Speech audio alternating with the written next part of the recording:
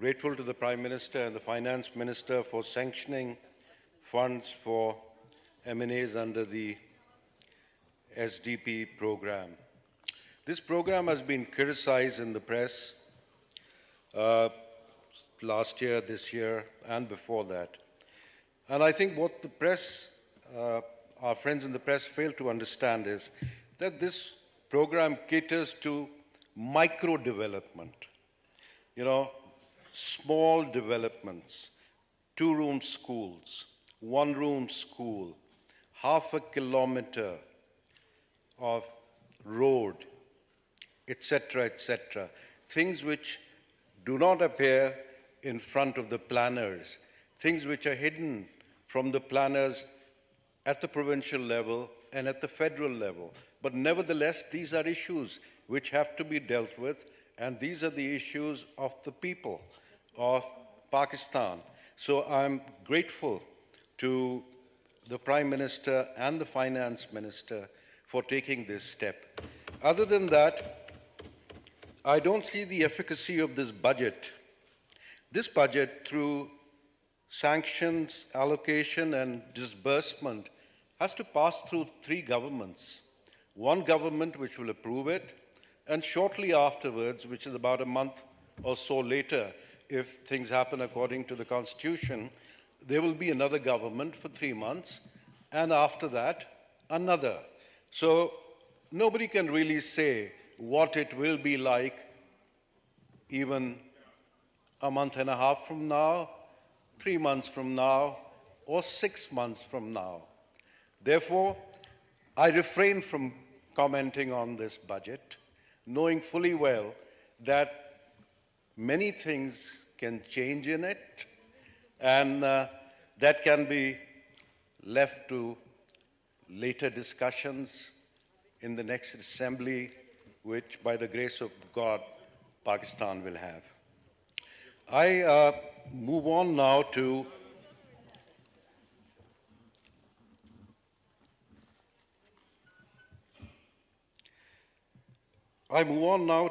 a brief history of social awakening and the new social contract starting from Punjab. As they say here, that where Punjab goes, there goes Pakistan. And I think that is how it has been in the history of Pakistan, and more so is now. Punjab received its emancipation, I would say, or breaking of the chains of the neo-colonial system in 1970 under the leadership of Shaheed Zulfikar Ali Bhutto. Shaheed Zulfikar Ali Bhutto was a leader of Punjab. Punjab wholeheartedly embraced him and his socialist platform. We must look at the results of the 1970 elections. In Punjab province, the People's Party received 113 seats. In Sindh, 28. In Sindh, the majority was not with the People's Party. The majority was with independents and parties other than the People's Party, who together held 32 seats and could easily have formed a government against the People's Party if such a situation had entailed. But it was Punjab which gave the leadership to Zulfikar Ali Bhutto and his socialist program, and thereby incurred a new social contract in this country.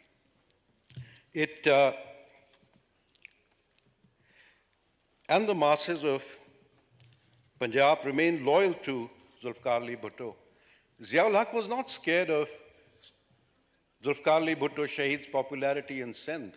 It was the teeming masses which came out on the railway stations of Punjab when he took the rail journey from Lahore to Sindh, which scared him and the generals with him.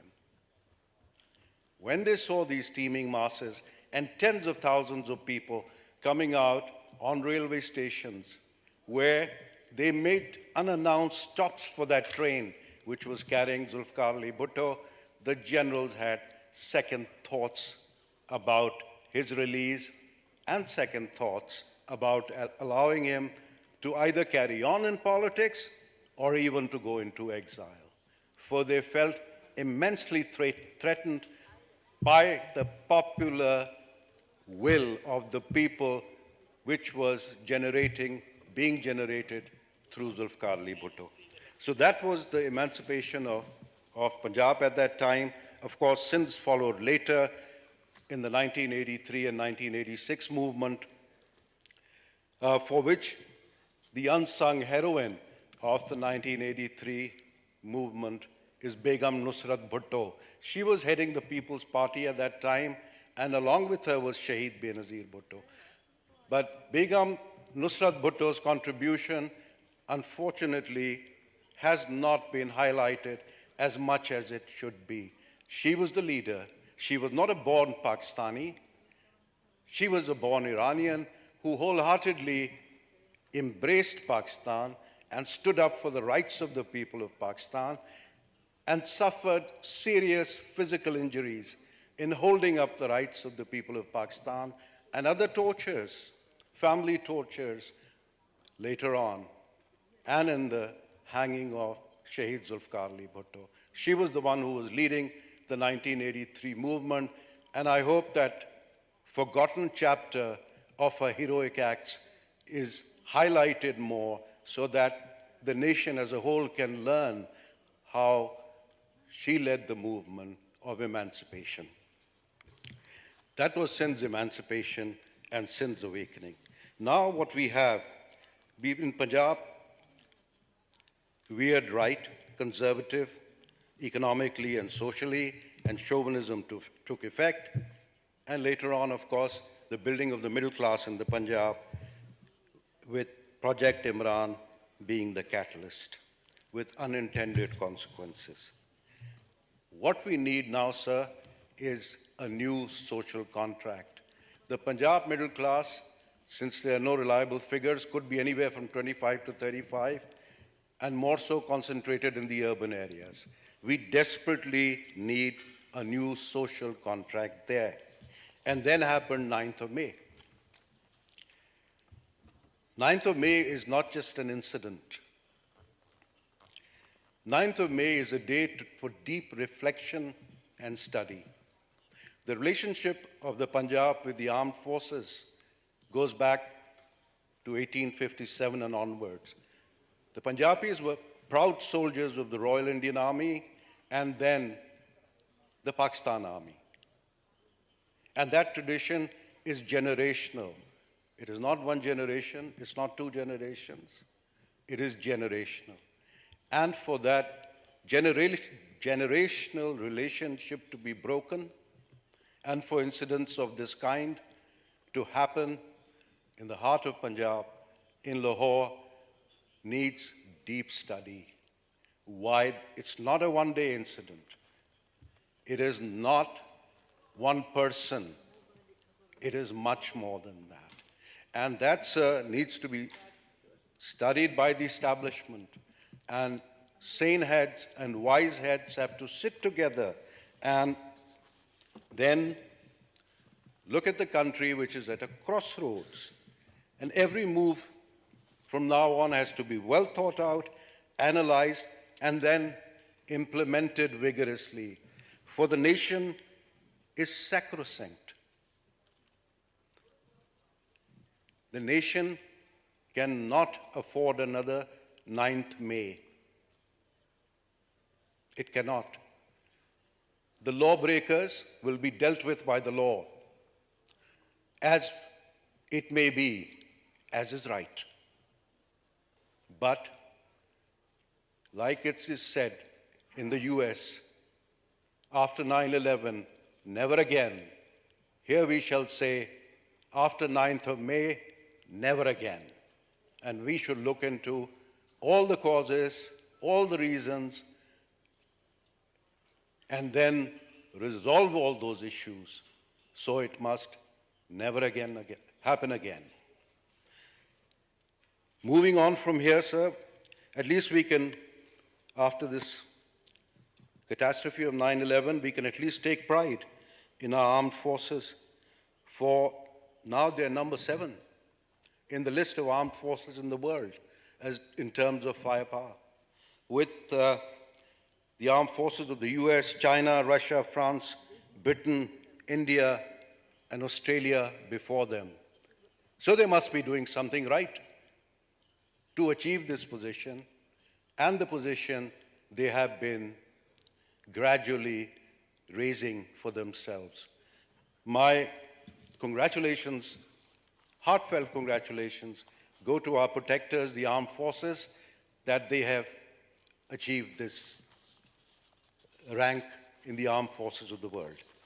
So इसके बाद मैं अपनी constituency के बारे में, अपने हलके के बारे में कुछ कहूँ कि मेरा हलका जो है बहुत ही बदीन ज़िला, एक बहुत ही गरीब ज़िला है।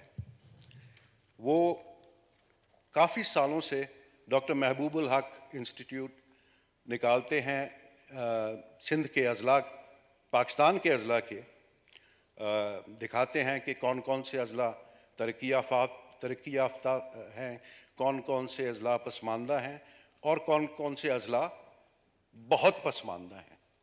ये पाकिस्तान के बहुत पसमानदा अजला की लिस्ट में आता है और आता रहता है काफ़ी सालों से। इन अजला में 70% से ऊपर गुर्बत की शरह है। हमारे ज़िले में जॉब क्रिएटिंग इंडस्ट्रीज़ की ज़रूरत है। हमें खैरात की ज़रूरत नहीं है, ना हमें चाहिए। जैसे कहा जाता है कि मछली न दें, मछली पकड़ना सिखाएं। तो हमें जॉब क्रिएटिंग इंडस्ट्रीज़ की ज़रूरत है, स्किल ट्रेनिंग सेंटर्स की ज़रूरत है, हायर एजुकेशन इंस्टीट्यूशंस की ज़रूरत है। हमारे ज़िले में एक भी यूनिवर्सिटी नहीं है। अगर आप मुख्तलिफ ममालिक देखें, तरक्की याफ्ता तो छोड़ दें, तरक्की पजीर छोड़ दें, ये तरक्की याफ्ता छोड़ दें, जो तरक्की पजीर हैं, उनमें भी थोड़े थोड़े से डिस्टेंस पे जो है यूनिवर्सिटियां हैं। यहाँ हमारी जो नज़दीक तरीन यूनिवर्सिटी है वो भी कोई 70 से 80 मील दूर है। हमें यहाँ यूनिवर्सिटी की अशद ज़रूरत है। उसके साथ साथ से इन पसमानदा अजला के लिए और ख़ास करके ज़िला बदीन के लिए फेडरल गवर्नमेंट को भी चाहिए कि कोई स्पेशल प्लान बनाएं, क्योंकि ये रूटीन के जो बजट है इनमें इनके लिए कुछ नहीं होता है, ना आगे बढ़ेंगे। एक स्पेशल प्लान का सुना था जो बनाया गया था, प्लानिंग एंड डेवलपमेंट डिपार्टमेंट ने इसका बताया था और पीएनडी के वजीर साहब ने भी बताया था, और कहा गया था कि स्टेक होल्डर्स जो हैं उनसे मशवरा लिया जाएगा। उसके बाद क्या हुआ हमें इल्म नहीं है। हमें सिर्फ ये बताया गया एक दफ़ा कि टीमें आपके पास आ रही हैं, हर ज़िले में आ रही हैं और आपसे आके मशवरा करेंगी और आपके साथ जो स्कीम्स होंगी वो आपसे साथ डिस्कस होंगी और फाइनलाइज की जाएंगी। कुछ भी नहीं हुआ। सर ये देखें, ये दुनिया चलती है भरोसे पे, जिम्मेदार लोगों पे भरोसा होता है। जब भरोसा टूट जाता है तो कुछ नहीं होता। अब जब ये बातें की जाती हैं और फिर नहीं होती हैं तो भरोसा टूट जाता है और हुकूमत पे से भरोसा टूट जाता है। सर उसके बाद मैं आगे बढ़ूं, हमारे यहाँ कोयला, ऑयल और गैस है, तो ज़िले बदीन को भी सी पैक का हिस्सा बनना चाहिए, उसको बनाना चाहिए ताकि उसकी तरक्की आगे बढ़ सके। ये 3 चीज़ें हमारे यहाँ दस्तयाब हैं और कोयला भी अब ज़िले बदीन के अंदर भी जो है मिला है और वहाँ उसकी कानकनी भी जो है प्लानिंग में है कि कुछ अरसे के बाद शुरू की जाए। बदीन जो है सब वो वहाँ पानी की कमी है और जब बारिशें होती है तो डूब जाता है। तो हमें या तो हम सूख रहे होते हैं या हम डूब रहे होती हैं। हमें डूबने से बचाने के लिए ड्रेन्स की ज़रूरत है।